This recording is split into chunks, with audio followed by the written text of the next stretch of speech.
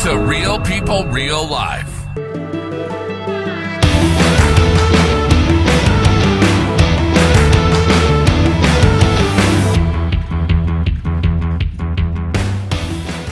Dustin, thanks for coming out, man. Dustin Stopp, a.k.a. Dusty Rhodes. How did that come about? Well, I've had a lot of names. Some you can't say. We'll keep this clean. These have stuck, though. Yeah. Yeah. I got Dusty DeBro would be another one. But the Dusty Rhodes thing is my... I said Dusty Rhodes. It's Dusty Rhodes. Look at me. Dusty Rhodes. I threw another name now. Now we got another one you can add to the list. We're just cranking them out. Yeah, tough on that DMV paperwork. Yeah, you're right. But hey. AKA. But yeah, man, that's my stage name for my rock bands and my alter ego when I'm not a daddy at home. Well, there you go. So I've known you. I was thinking about this. I've known you had over 20 years. Yeah, it's just hard to believe. Yeah, well, it just flies. Yeah. I mean, you got kids, I mean, it just seems like yesterday they were born. Next thing you know, it's time just flies. But, I met you, obviously, people that listen to the podcast know I'm in the HVAC business. And I met you in that world, you being on the supplier side, me being on the service side, working for a major supplier here in San Diego. Mm-hmm. And, yeah. Seems like a long time ago. It wasn't that long ago. But what's interesting, though, and we talk about business and customer service, you always just understood and took care of the customers that were the contractors, including myself. Never had, if I had an issue, I would call you, you take care of it. Just doing my job, Well, people don't get that. They don't understand when they're on the other side of the counter behind the register that is their job, is to sell and to take care of the customer, which is the contractor in your case. But we became friends. Mm-hmm. I always respected you, and I always thought, you were a good dude. Mm-hmm. Likewise. Yeah. Well, of course, that just goes without saying. But, so like me, you're just cruising through life, right? When I met you, we started, I had a business, you had a career, I had a practice wife, you ended up with a practice wife. And, we learned lessons and had kids with them. But you weren't living, you're living a good life, but not the life that you want. Now, as everybody can tell, this guy's a rocker. And we're going to throw some stuff up on the podcast video. I've been to his shows, a couple of them. Fantastic. You do cover music, correct? Cover music and full on tributes. Yep. Yeah. And give the audience an example.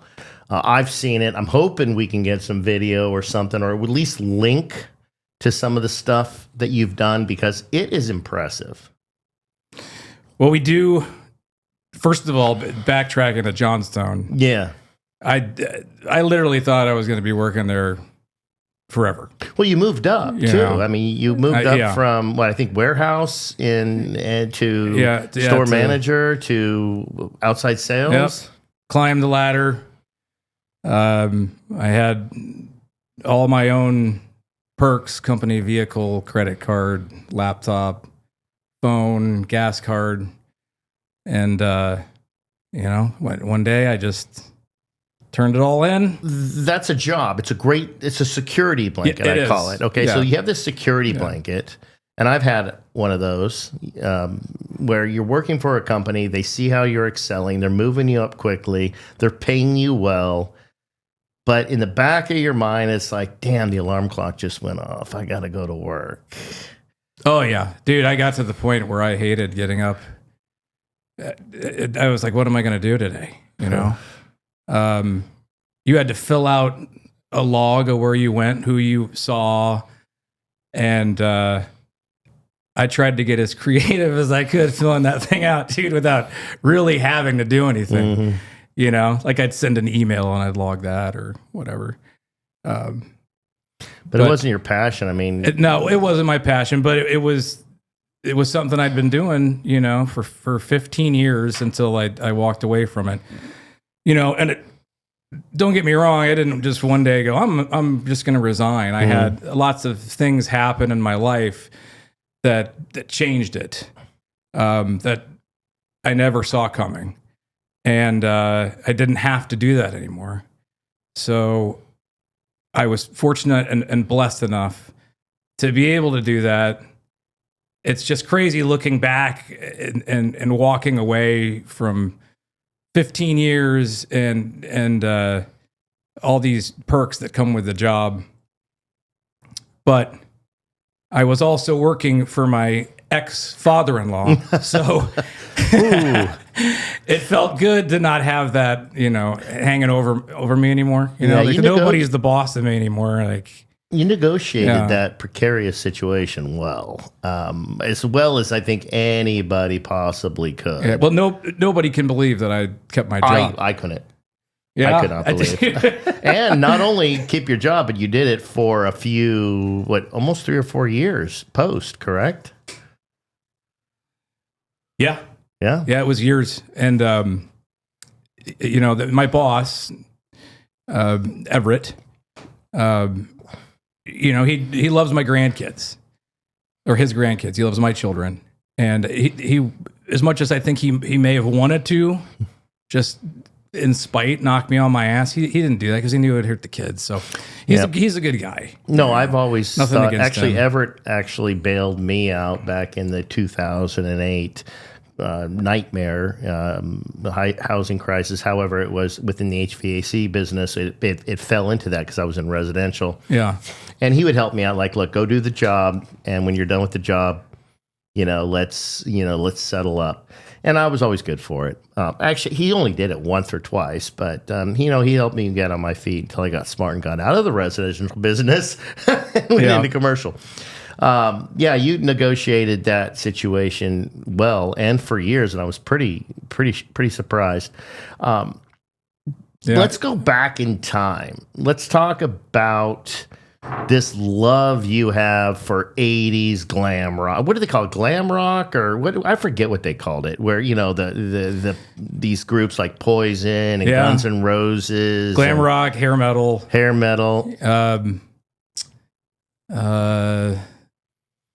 I don't know what else. Well, I mean, it's alive and well today. Long hair, tight pants, makeup, the whole thing.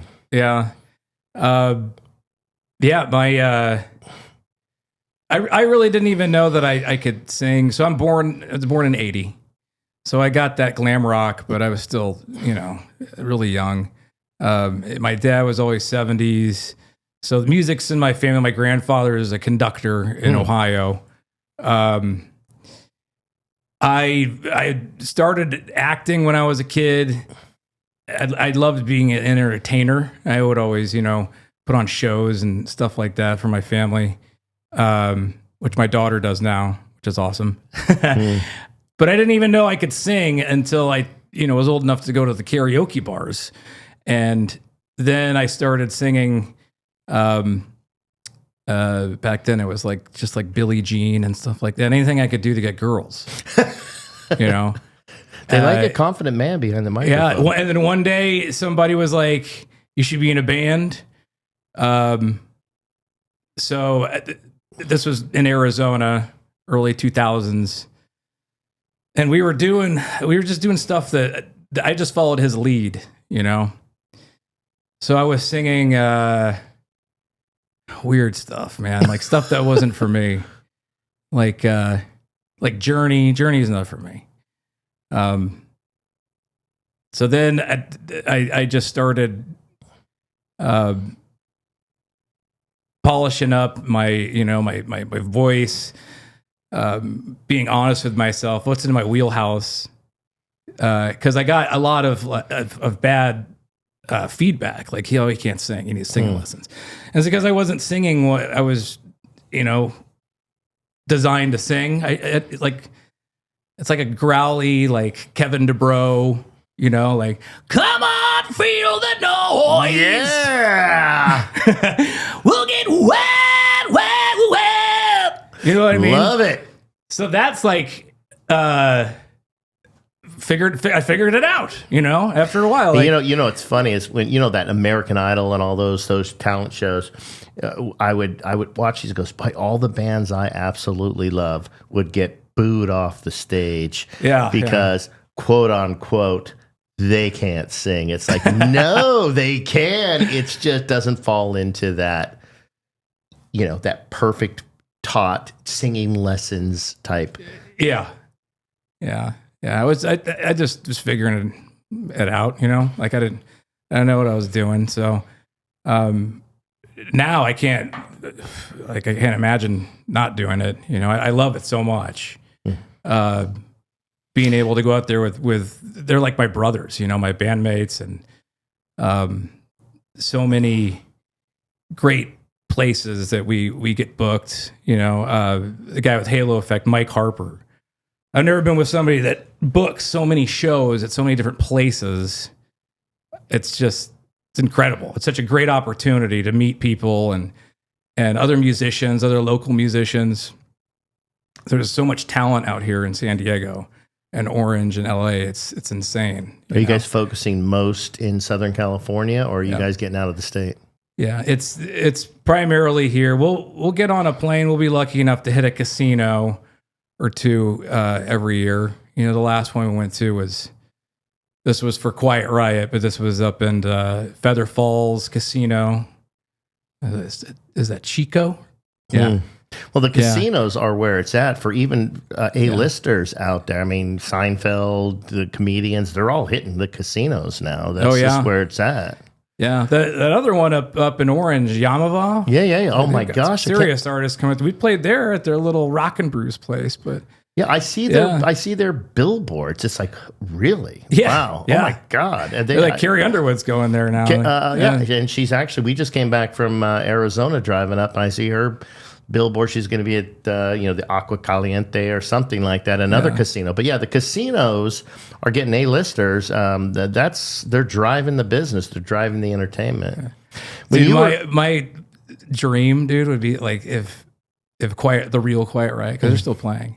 If they call and they're like, we need a new singer, like that movie Rockstar. Mm-hmm. That's the only way that things get better for me right now, like musically. Your voice covers a lot of these bands from the 80s that are resurging. So everything from the 80s is now, there's money in that. Even from the wardrobes, from the mullet is coming back. You know how many mullets that I see now? The 80s are so cool, man. Like my son's friends are just like, your dad was born in 80. And then that Cobra Kai show came out, and I think kind of like ignited that whole fever for these kids.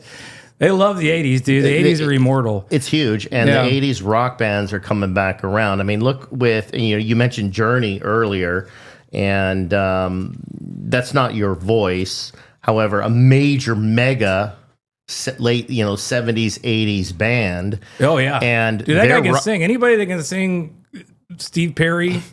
Well, that one guy, I don't know his name, but he can sing Steve Perry. Yeah. So that's impressive, dude. Yeah. Like, and then now Queen with Adam Lambert with Queen. So, and I haven't actually heard, I love Queen as far as the original band. I haven't really dived into Adam's version of it, but the Journey version is crazy. It would be great. It could happen for you, but I've seen you perform. It's fun to watch. You actually did my 50th birthday party. Thank you very much. Everybody gave great feedback. Okay. So as a youngster, you kind of got into, doing these bands. You kind of got a feel for it. You got a love for it. And then life kicks in, right? Kind of, hey, it's time to stop playing. Mm-hmm. Okay, it's time to grow up and get married, have some kids, get a career. Yep. And that's all respectable. And you did a fantastic job, getting that career, and life hit its ups and downs. We won't go into too much of that, as it does for everybody. But then you kind of hit some rough patches, man. Some things that a lot of people don't have to deal with. We talked about this, but you had a brother who ran into some issues with, was it drugs or alcohol? I don't quite remember. Yeah, all the above. Yeah, and unfortunately, he lost that battle. He did. Yep. He so shortly after, It was about 6 years ago, right? Shortly after COVID. Yeah. So I got a call out of nowhere, and they found him, in his apartment. And were you close? Yeah, we were very close. We were 2 years apart. Older or I was younger? the oldest one. My only brother. I've got a little sister too, but yeah, that's a call. Still can't believe happened. The sad part is that he was alone, for a while. Fentanyl is what took him down. So that is unaware. Was he aware that it was fentanyl, or he just didn't. The addiction was too strong. He didn't. He was like, well, if it's in there, it probably won't kill me, or I don't know what the hell he was thinking. He did. He got a little crazy towards the last couple months of his life, which is why I think a lot of people ignored him. You didn't hear from him. It wasn't that big of a deal, but yeah, dude, we had to go out to Arizona, and me and my buddies out there, friends I grew up with in high school, we had to move his stuff out of his apartment, and you could smell him in there, it'd been like a week. So that was a very challenging thing to deal with, and had happened immediately after my divorce. So it was kind of and COVID. So it was a test, but after a while, I've got to pull myself out of it. I got 3 kids, so I can't fail them. I can't control my brother's decisions that he made. Tough for an older brother, though. Yeah, it is. It's tough, man. I tell my wife all the time, if you think I'm funny, you should have met him. This kid, he should have been a stand-up comedian. He should have been. I wish you could have met him. I would have loved to have met him. You probably wouldn't be interested in me anymore. Probably not. I'm sure he outshines you. Well, that's a nice thing to say about your brother, and I'm sure, knowing you, I'm sure he was, just a fantastic character and person. But you get caught in those downward spirals, and then you start pushing people away. But I didn't even think about that, Dustin. So we come out of we're in COVID, which was just insane. Going through a divorce. So it's basically a 1, 2, 3 punch on you. And you've got kids that you've got to basically, try to normalize life for them. Yeah. And I felt so guilty, because my ex-wife. Practice wife. Yeah. But she 100% had every right to divorce me. I was not a good husband. Again, that's why we call it a practice wife. Yeah, I you was have to practice not and learn good. how bad you are. And so I was riding that guilt trip. I felt like the biggest loser to my kids. You know what I mean? But now, all that's behind me, and my kids don't even remember. They were young enough where they don't even really remember. So things are a lot better now. But back then, dude, I'm thinking I don't even want to live. I was embarrassed to go to work because I worked for her dad. So the only thing that really pulled me out of it was meeting Amy, who's now my wife, and reconnecting with an old guitar player of mine. And again, this is during COVID, but hey, dude, I really would like to start a project with you, since I backpedaling, I had previously quit when I got married because my practice wife gave me an ultimatum. So no rock and roll for you, boy. She was like, I'm pregnant, and if you're going to stay with the band, then I'm out. So I left the band. So I had like 10 years off, and I called this guy back out of nowhere. I just called him in the blue. And right away we started rehearsing some of these little practice studios. Like they didn't really follow COVID rules. But how did it feel? So when you called him and he says, hey, yeah, Dustin, come on out. We're going to go out to this little practice studio, whatever. Yeah. Oh, we'll just rehearse. How did that feel the first time you walked in there after 10 years? Oh, it felt great. Yeah, I bet it felt great. But I'll tell you what, my voice wasn't what it is. Really? Right now. No, you take 10 years off. I mean, did he look at you sideways going, what? Sorry. He Dustin. always looked at me sideways. He knows who he is. He's still a friend of mine. Him and I have had, we butted heads. A lot of the times guitar players and singers butt heads. But yeah, that felt great, man, getting in there. And we had some random drummer that he scraped up, and another buddy of mine, Pete Aldillo, on bass, and we would start playing, figuring out what songs we were gonna do. Ended up playing at some place called the Kraken. The Kraken. During COVID, when they first started to trickle things back together and open it up, and we're playing outside on the patio, and it was just weird, man. Yeah, those times and those tents. All entertainers. I'm so glad that's behind us. I'm like, gosh, dude. The comedians that tried to put shows on during COVID where the audience had to wear masks said, you can't play the audience. You have no clue what their facial expressions are. This is the worst feeling in the world. Yeah. Dude, a lot of local artists and performers, like, they called it quits, businesses after too. COVID. They thought at first that who knows when things are ever going to, open back up again. And, like people that have been doing it for 20 or 30 years, they're tired of it, I've been doing it for... And in total 20, so like 15 on, and now where am I at? Like, I don't know.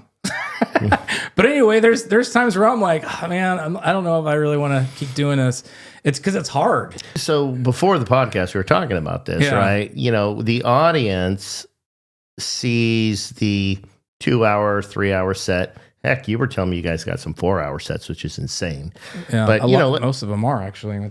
Yeah, like a 2-hour set. And in their mind, they just see the glamour, right? Here he is. He just woke up. He comes out. He rocks it. Yeah. Give me a rock sound. Give me a sing. He does the... Hello, St. Louis! Yeah, and he just woke up, rolls out. He rocks for 2 hours, and he's out of there. Some guys do that, actually. We just play with a Motley Crue tribute. I'm pretty sure that's what they do. Yes, you're absolutely right. And sometimes you got to do sound check 2 hours before you even go on. So now you're playing for 4 hours, and you've got breakdown after that. And you got to be there 2 hours early. Like your day is shot. You know what I mean? And a lot of times you're playing with 5 guys. You don't get paid a lot of money. If you're doing this for the money, don't, because you're gonna be homeless very fast. I'm blessed enough now where I'm comfortable financially, and I don't have to work, so I can focus all on this. And I remember doing this while I was working, and looking back, I'm like, I can't believe I did that. I must love it that much. So every time I feel like, oh man, I don't want to do this, it's like I'm only getting $200 for 8 hours, and I'm tired, and I just want to sit at home, have sex with my wife all day. I don't want to drive all the way to Orange County.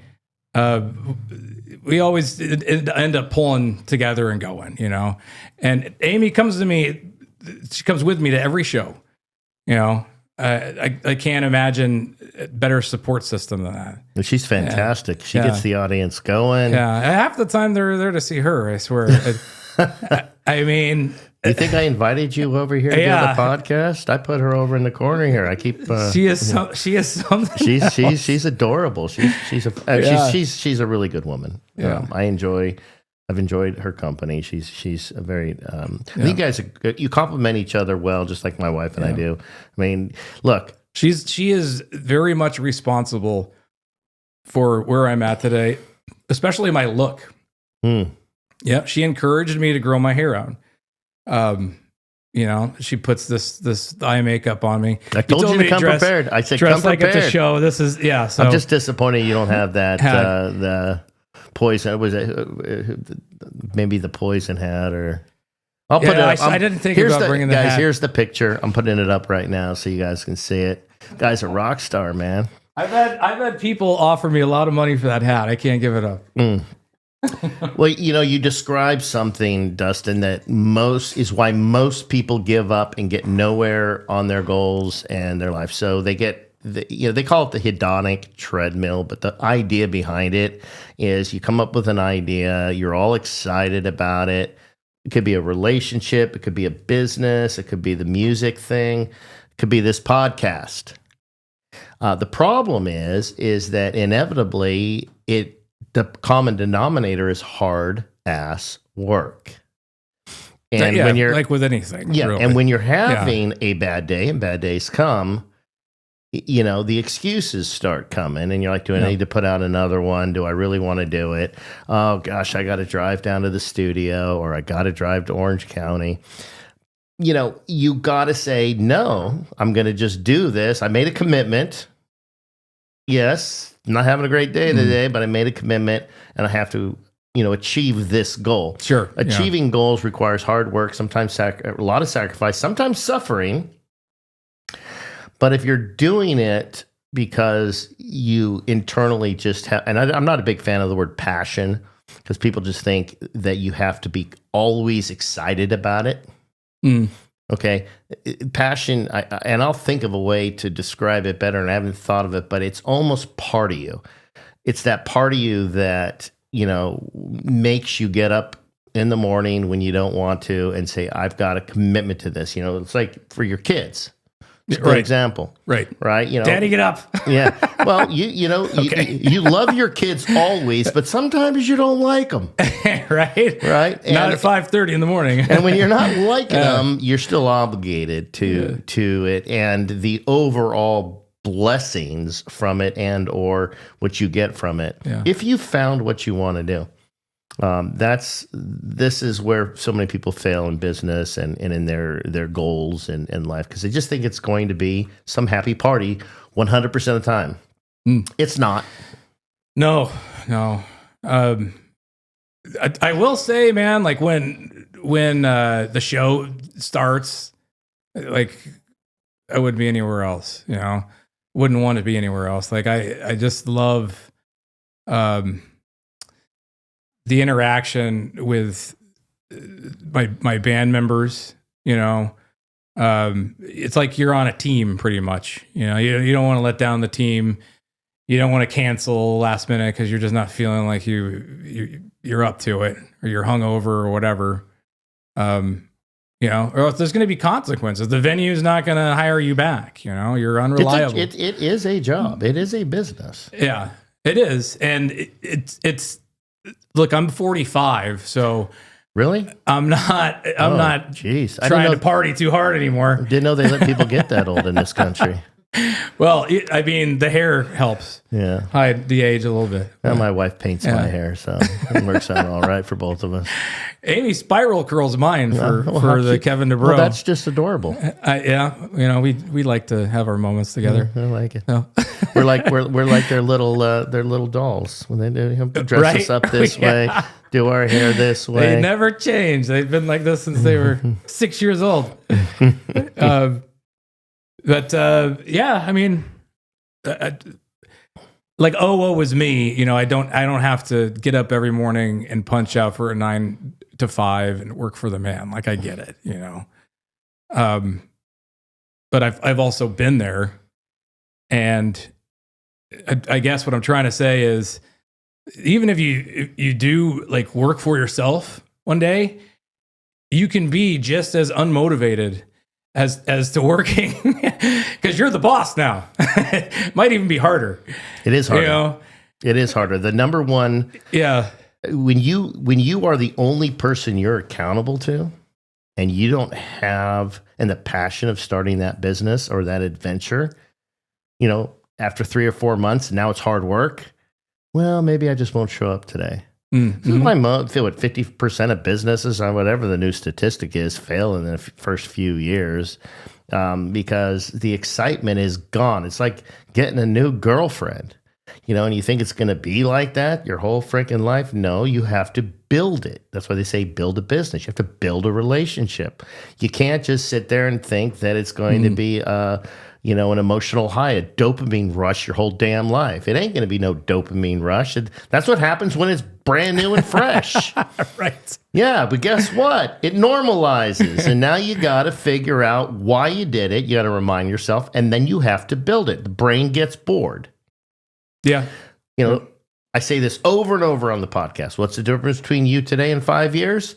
What you learn and who you meet. Other than that, you're the same boring person. You haven't changed anything. You might not be boring today, but in 5 years, you're the exact same person. So you got to stimulate the brain. You got to take what you got, build it, and keep the excitement going in all aspects of life. But yeah, I think, as you said, much harder to stay motivated as a business owner when you really are the only one that's holding accountable. And I see the failure rates consistently. I've been in business for 30 years. The ups and downs are atrocious. It's a roller coaster ride. And the only one that gets hurt is the one that jumps off during the ride. So you got to ride it out, baby. Yeah. Dude, there's not a day that goes by where I don't thank the Lord that I don't have to go work for somebody else again.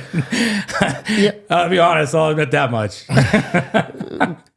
I think a big tragedy in life is where people get stuck doing something they hate, and that security blanket and or pressures from society, basically they corner them. They get themselves cornered into they get them cornered, and they can't get out. The money is paying the bills. The expectations are there from the family. Yeah, dude, I was in the corner. Yeah, and you get up and you're miserable. Yeah. I believe that they should start assessing kids in junior high about their talents. Once their brain starts maturing and they start kind of getting into adolescence, they should start focusing on, hey, what are you good at? And a focus in on, hey, where these talents can take you. And what's interesting in the entertainment world, there's tons of money in it. Okay. Oh, yeah. Now, the odds of becoming a star in it, very, very low, but the amount of people and industries supporting show business is massive. Oh, dude, there's so many levels. Like, I always tell people, like, people are like, "Oh, you're a rock star," I'm like, no, I'm not really a rock star. Like, my kids think I'm a rock star. That's all that matters. I always say it's like I'm in the minor leagues of rock stars. If my kids really want to, like, Daddy, because they think that I'm Dee Snider, like all the Twisted Sister songs. They're like, that's your song. I'm like, no, it's not. But it sounds like you. I'm like, no. So Daddy like sings other people's songs. Like I'm like minor league baseball. Yeah, they're not quite like in the majors yet. They're not pros, but they're in the minor leagues. Like that's what I do for rock and roll music. And then they're like, oh, okay, well that makes sense. You're paying tribute to iconic music out there. And the 80s, like you mentioned earlier, they're hot, dude. They're so hot. So it just kind of worked out, and it's, I don't know how long the little 80s crave is going to last. It'll last because the Gen Xers are, they're the power group right now, right? The the Gen Zers are coming up. Well, actually, the millennials are coming up. The Gen Zers is my son's age, but the baby boomers are on their way out.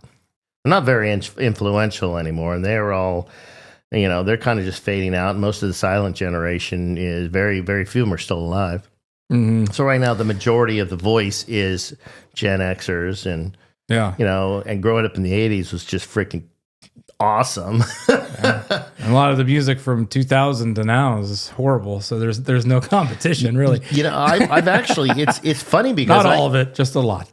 A lot of it is, it's such, I'll say play music from the 90s, and you get depressed halfway through it. Play music, and I'll listen to 70s, 80s music all day long. I love it. But one of the things when I first went and saw you, the music you're singing is that screaming but melodic. I mean, it's actual singing. Mm-hmm. But I mean, gosh, like the history of Axl Rose, right? Where, didn't his vocal cords just get shot, or where he couldn't just sing those notes anymore? He's still going. He still can do it. I mean, he's 50s now, so obviously it doesn't sound like he used to. Vince Neil, now that guy, he's the one that you might be thinking of. His voice is gone. Oh, his voice is gone. But he's still singing too. I mean, there's so much opportunity and money in it because the 80s are so hot. These guys brand. They're not going to walk away. Now is the time. Mm-hmm. You see these bands like Guns N' Roses getting back together. I never thought they'd get back together. Are they back together? Yeah, they've been touring now for maybe like 5 years. What an amazing compilation of music they put out. Yeah. But yeah, dude, it's like, and here I get to just be a local musician. It kind of like ride the coattails on that. But I don't really see myself becoming, famous or anything. Do you write? I've written songs in the past, but they just, I don't know. They just didn't work for me. Once I heard them, there was a couple I was all right with. Maybe I wasn't with the right group of guys, You ever thought about collaborating, kind of the old Elton John type thing, where he was the musician, the singer, but he sucked at writing lyrics. So, and so somebody, a manager or somebody said, put these two guys together. One guy sits in a room, writes a bunch of lyrics, hands them on over to Elton, and he creates this iconic canon of music, of songs. Have you ever thought about a collaboration like that? I think what I was doing wrong was every time I tried to do original songs, it was with a guitar player, and I don't think that works for me. I think you just need to get everybody in a room together and say, "Hey, we're going to do an original song." What is it? The second time you brought that up, what is the dynamic, specifically in your musical journey? Yeah. What is the dynamic that is? I don't know if it's frustrating, but creates a lack of creativity when you're working directly with a guitarist? To me, I'm a singer. I'm not a musician. So I don't know chords. Even as a musician, somebody tells me, "Oh, you're like such and such octave." I'm like, I don't know. I just sing. You know what I mean? Yeah. Sounds good to me. I'm not going to try to pretend like, I'm some, like I know a lot about, music and that kind of thing, but I can mimic voices, and pitches and whatever. So I need two other musicians like in the room with me if I'm going to write a song, like here's the lyrics of the song. What's because the drummer's got a whole different idea what he wants to do, so you've got a guitar player and he thinks of the riff, and then he's on one of those little electronic machines, and then he puts in a drum beat and bass, and everybody else is supposed to just go along with it.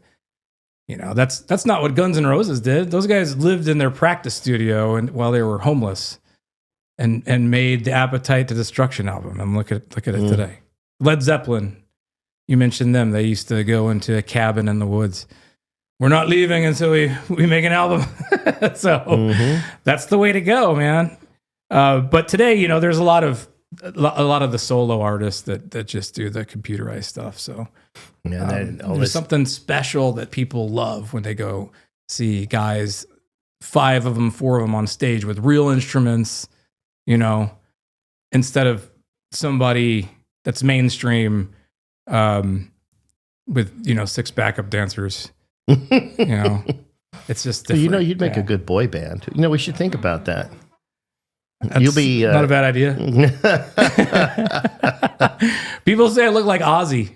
Now I get that at every show. You look like Ozzy. You actually do with the makeup and that. When you say you totally look like a young Ozzy. It's you used to be good looking, but yeah, you've definitely looked like Ozzy now.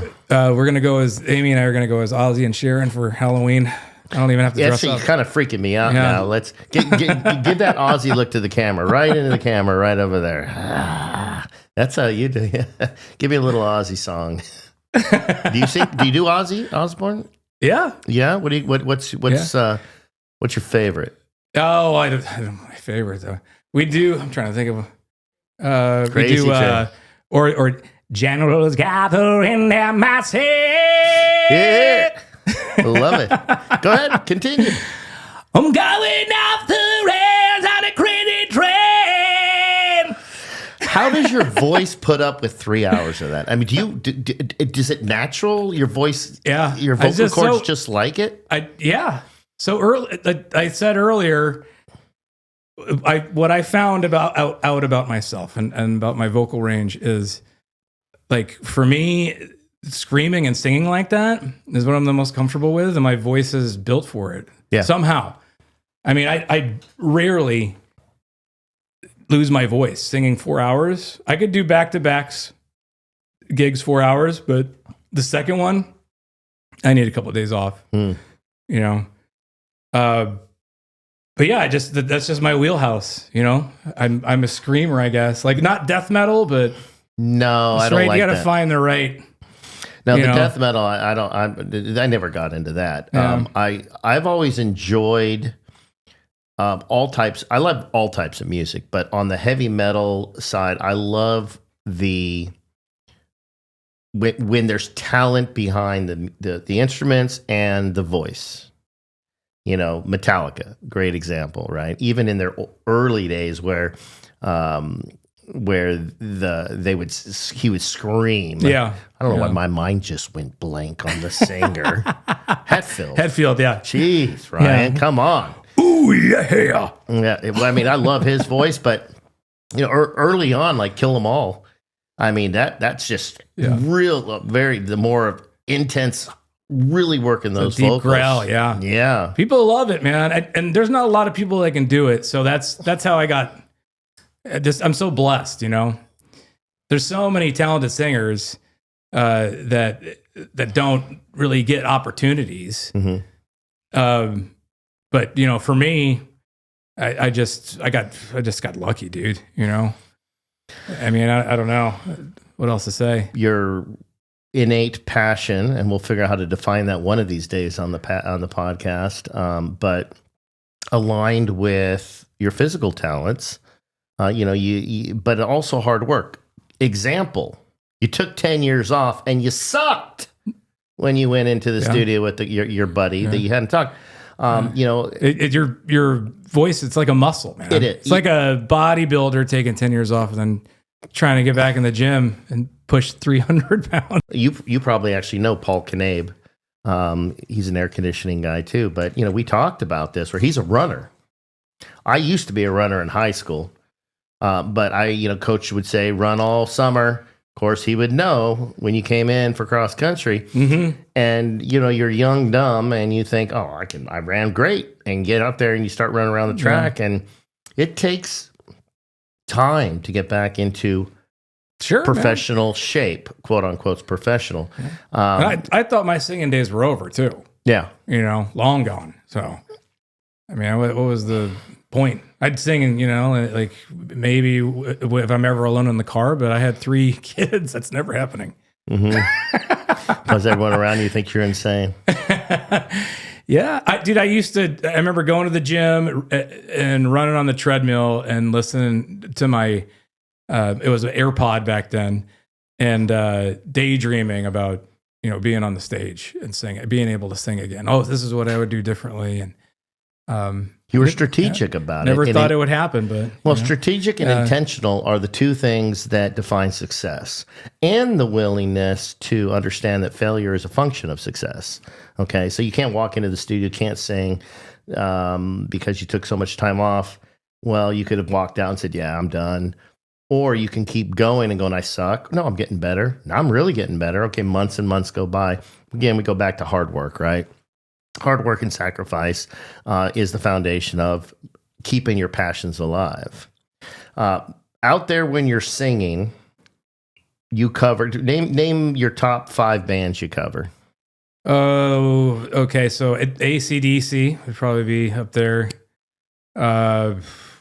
We do Guns N' Roses, Motley Crue, Poison, Def Leppard, Van Halen. Stuff like that. Who Van Halen, Diamond Dave Van Halen? We do both. Oh, you do a little we Sammy? Yeah. I'm trying to think of the song. Sammy is, he's got a little kind of a little bit of screaming too, but he's a lot more melodic than there's so many songs when we're doing the covers, there's so many songs.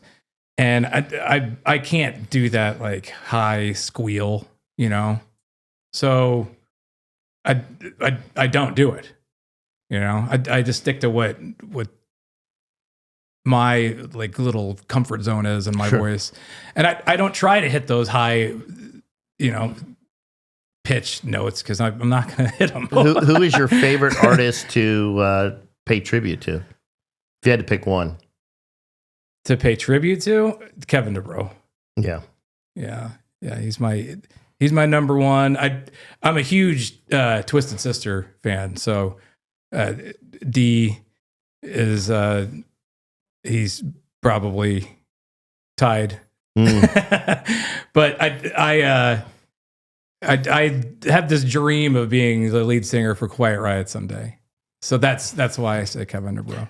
All right, so we'll promote this. I think I know the management company out there. We'll guys, I'm right here, right there. Well, let's do a little audition for Quiet Riot right now. Give me something that they can hear. Oh, okay. Yeah, let's do it. Give me a verse or 2. Okay. And this is without any instrumental, guys. So I mean, this guy's got some talent. All right, ready? Yeah. Come on, feel the noise. Cats rock your boys. We'll get wet, wet, wet. Wet, wet, wet. Yeah.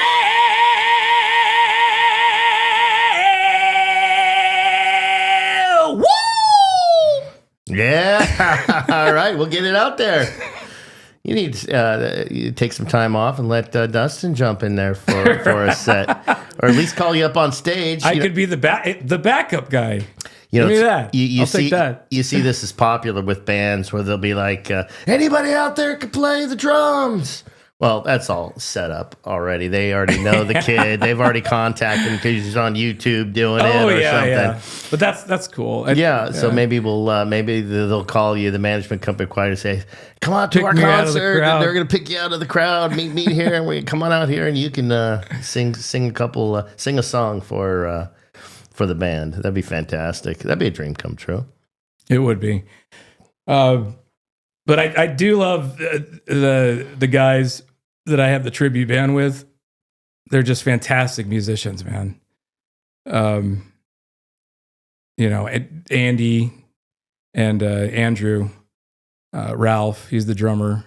They had this Quiet Riot band established, and then their singer, something happened. His voice went out on him, and then he's moving away. So they had, they've at the time they had like 5,000 followers on Facebook, and they're playing at all these crazy venues up in Orange County. There's a whole tribute scene up there, which is awesome.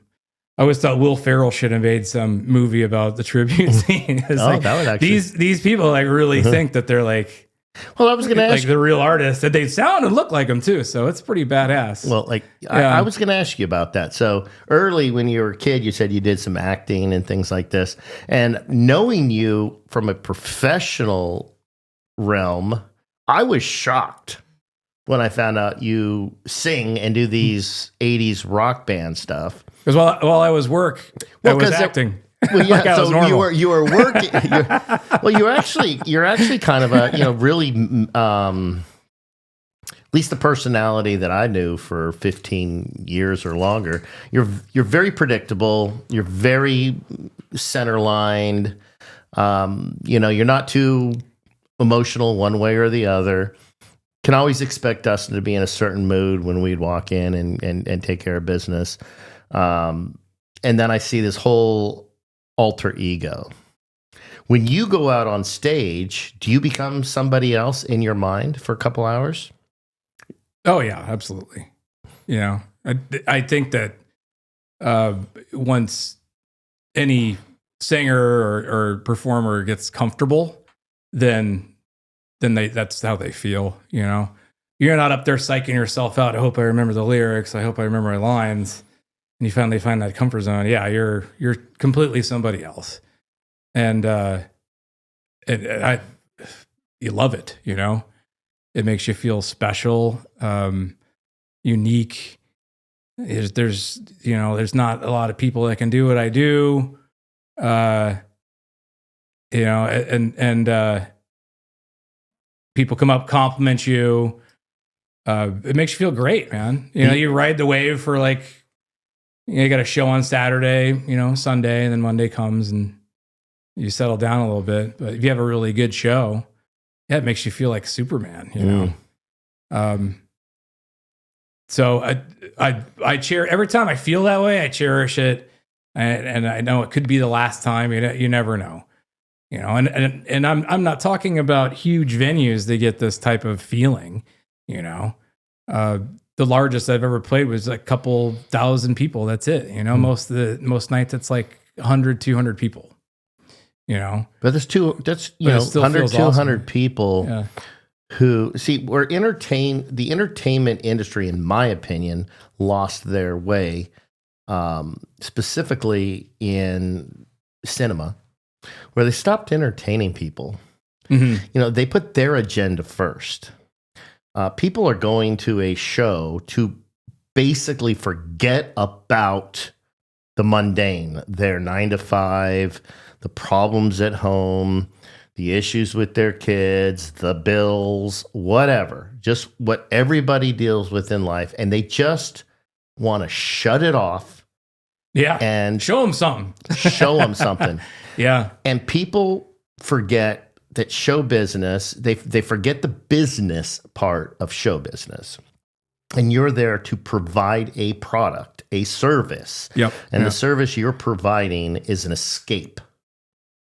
People my age go to this, these Gen Xers, and they're like, man, I remember when I was out in the parking lot smoking a left-handed cigarette with my girlfriend at that time, and went out and just had, no worries in the world, and I would just takes them back. Yeah. Takes them back. And for a couple 2 or 3 hours, they literally have forgotten their normal life. And that's 100% on the guys on stage. So you going up there and becoming Dusty Rhodes, got it right this time. It shows authenticity. And people can see that. You look at what's the difference between a B actor and an A actor? Well, an A actor believes. It's so authentic. They're not going, what's my line? Am I doing it right? They just have become what that character is. The same has to be for a tribute band. You have to become that singer. Yeah. Or else the audience ain't going to buy it. And they're going to go, we just threw our money away. It's very true. Yeah. There's so much insane competition in the tribute scene. I mean, there's so many talented people out there. And you mentioned these older bands that are just, limping their through their last tour, like Motley Crue. For example, we saw a tribute band that looked like the younger version and sounded like the younger version of Motley Crue. It sounded better than Motley Crue sounds now. So you go into a venue and you spend $10 on a ticket and you see 4 bands, in 4 hours, and they're, they look identical to Poison and Motley Crue and Quiet Riot and I don't know, Alice Cooper, and they put on just as good of a show. It's insane, dude. So. That's what a lot of people are doing because you can't get a ticket. You wanted to go see a real band, you're dropping $300 unless it's Taylor Swift. You're spending $4,000, $3,000. Yeah, that's insane. Ticket prices are retarded now. They are. They're expensive. I like small venue. I get much more out of it. I can't do big venue. The last one I did actually was a couple years ago because I'd never seen the Rolling Stones. So I was in Atlanta and a buddy of mine says, hey, let's go see the Stones. I said, never saw them. Hopefully they live another year or two. This might be your last chance. Go now. They put on a show, man. I can't believe the show they put on. Yeah. The energy level that Mick Jagger has is outrageous.